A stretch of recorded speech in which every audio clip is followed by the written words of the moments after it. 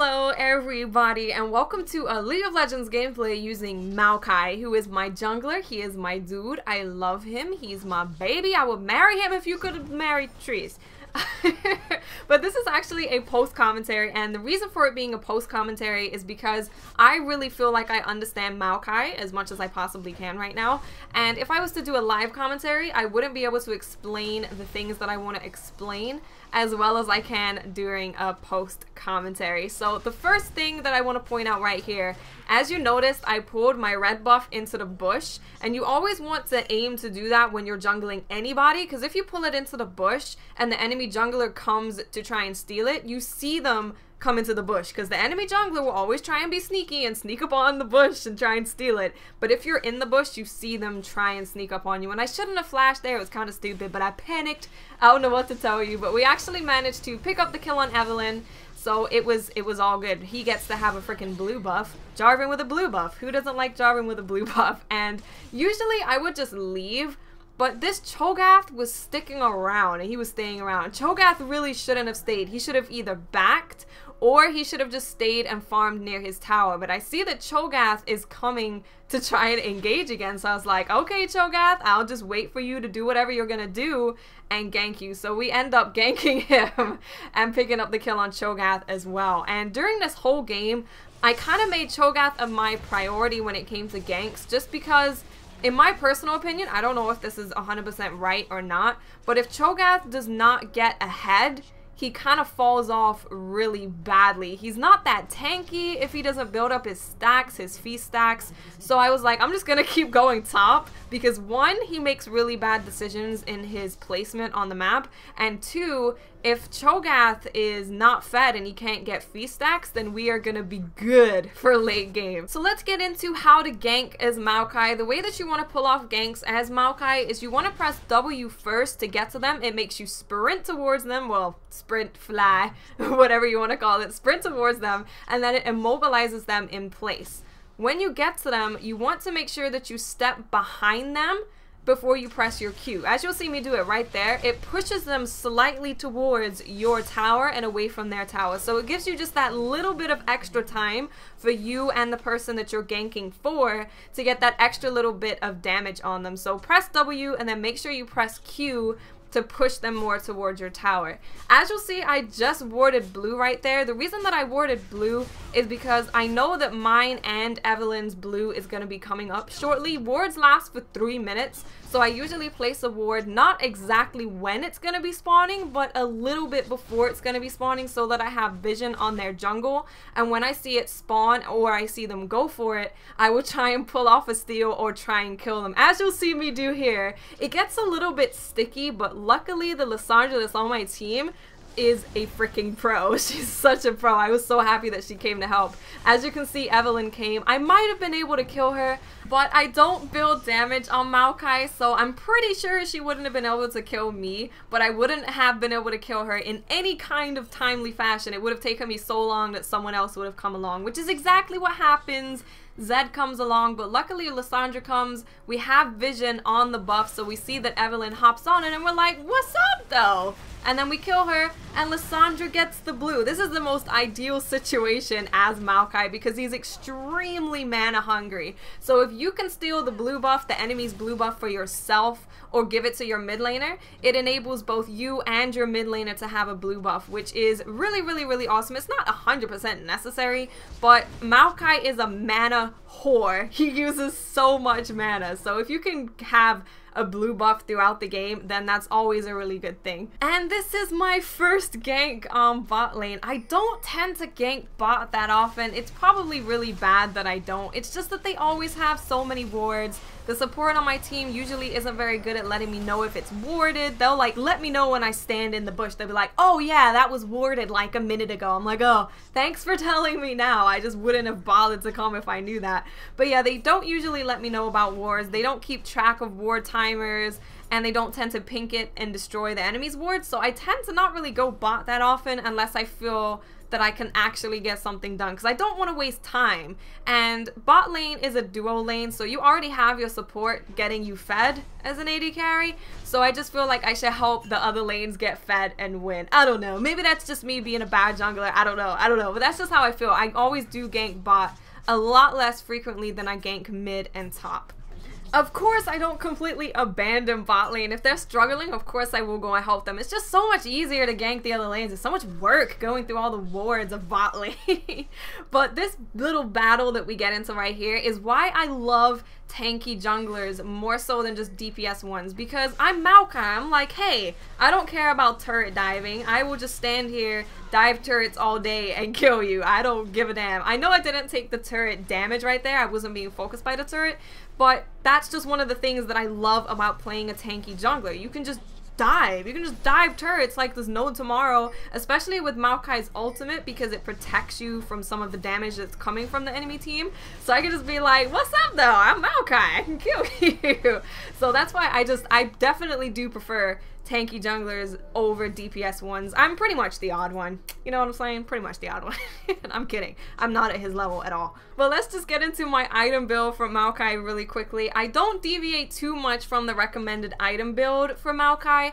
I always get Spirit of the Ancient Golem. That's just what you get with tanky junglers. I will always get Aegis of the Legion. The only reason that I wouldn't get it is if my support gets Aegis of the Legion. If my support decides to get Aegis, I will just get Locket of the Iron Solari. I feel like it's really good to have both of them, so either the support will get Aegis and I will get Locket, or they will get Locket and I will get Aegis. It's gonna be one or the other.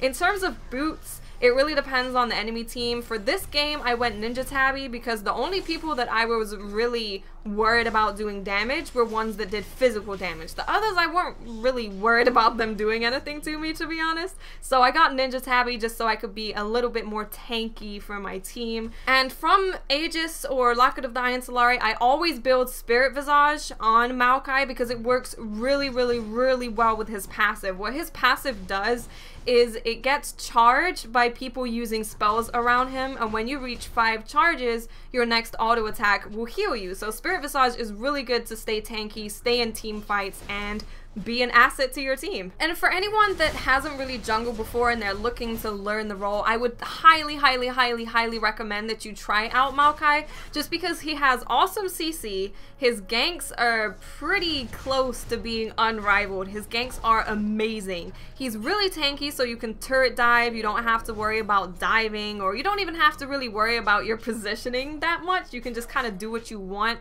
as Maokai. You help your team win really well because you are that tank, you are the frontliner. Also, his ultimate helps take away damage from your team. So Maokai is extremely, extremely good for people who are just starting to get into jungling. And I haven't lost a game in ranked, which is this is a ranked game, by the way. I forgot to mention that. This is a ranked game. I haven't lost a game in ranked jungling with Maokai. I'm like 12-0 with Maokai or something. I'll throw up a screenshot or something. But yeah, I super highly recommend him. He's free right now too, so if you want to get into jungling, try him out. He's really, really, really good. It definitely is helpful if your team is full of men with lots of man balls though, which this team was. This team had a lot of man balls going on. Like, if I went in and took turret damage, it wouldn't be for nothing because my team would always back me up. And this is another really good example of why Maokai is awesome, because I have a bunch of people surrounding me and I just don't care. I don't care. I'm gonna keep hitting your turret. If things get sticky or you want to come and try and hit me, I'll throw up my ultimate so I don't take as much damage, and I'm just gonna keep hitting your tower regardless of how many people you send to come and get me. Because I'm Maokai, I'm tanky, and I can pretty much get away or turn around and kill one of you people that decide to chase me. So now I'll just get into some general jungling tips. After the 3.8 patch, it is normal now to go from blue buff straight to red buff, because you get level 3 by doing blue buff and then red buff. And that actually puts you a level higher than pretty much everybody else on the map. So it's a really, really good time to gank. You're stronger than everybody else, and you have both of your buffs. So that's the perfect time to go and gank. You go blue, red, and then go and gank.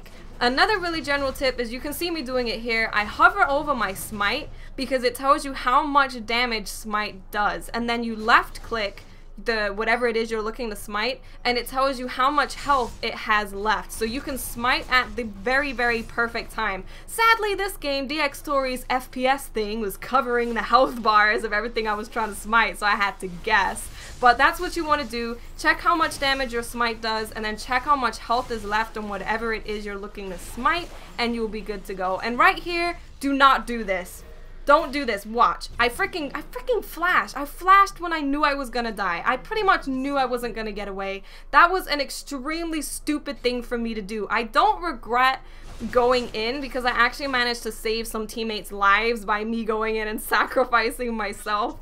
But do not flash. Do not use any summoner skills or summoner spells, sorry, if you feel like you're gonna die. Just don't do it. Save it for another day. Save it for a better time. That was a really good example of what not to do when you're about to die. So you'll notice throughout this entire game, I've always had mana potions on me. I'm chugging them like it's nobody's business. It's just because of how mana hungry he is. Another thing that would work really well on Maokai is a crystalline flask, because I do spend a crap ton of money on mana potions. It's just because I don't really have to build many items in order to be effective on Maokai, so I do just tend to get mana potions all the time, because the last thing that you want is to be in a long team fight and then run out of mana. It's terrible. It's a horrible feeling, and it can happen a lot on Maokai, so I always do recommend getting some mana potions. Thresh makes a terrible, terrible decision here.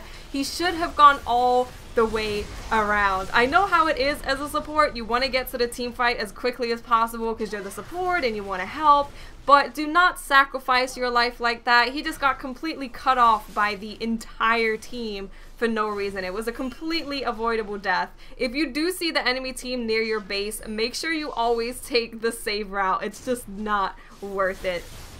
And if any of you are wondering what masteries and runes I do use with Maokai, I will have all of that in the description. I'll have it in an image so you can click it and copy it exactly.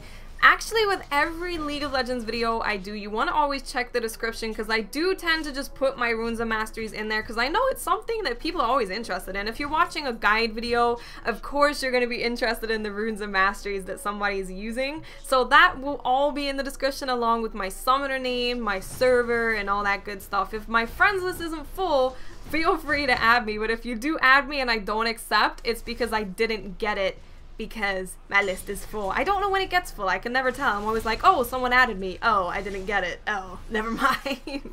But this game is pretty much over. From Champion Select, I pretty much knew we were gonna win. We had me, Leona, and Jarvan, who were all pretty tanky, and then we had really good burst damage from Lissandra and Graves. And the only issue that I had with this team is what Graves did right here. Like, he was taking turret damage for no reason. It's all good for you to stand there as an AD carry and shoot people from the background when other people are taking turret damage, but boy, you shouldn't be taking turret damage yourself. That's not your job. You're not a tank. When other people back up, you should probably back up too. But I just really love this game, and that's why I chose to use this game to talk about Maokai, because I felt like, although I did die, I can't really say it's a perfect game because I did die. I felt like everything went really, really, really well. We got all of the map objectives.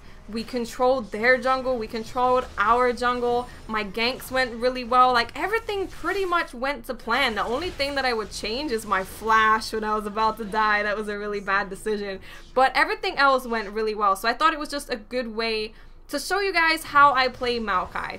But in terms of playing Maokai in a team fight, it pretty much plays out exactly the same as when you gank somebody. You go into the team fight with your W, you put up your ult around everyone, and you smash people with your Q and throw your babies everywhere. That's pretty much exactly what you do. Literally, word for word, go in with your W, throw up your ult, smash people in the face, throw babies. That's how Maokai works in team fights. He's a very simple champion to use. I wouldn't say he's that complicated to use. The only thing that you have to worry about in terms of using Maokai is just when is the best time to gank, when's the best time to take dragon, because that's usually your call, keeping tabs on when dragon's coming up, keeping tabs on buffs. It's basically just decision making, but that's why I really highly recommend Maokai for people that are just starting to learn jungle, because in terms of his actual mechanics, he's just easy to get used to. He's easy to kind of excel at using.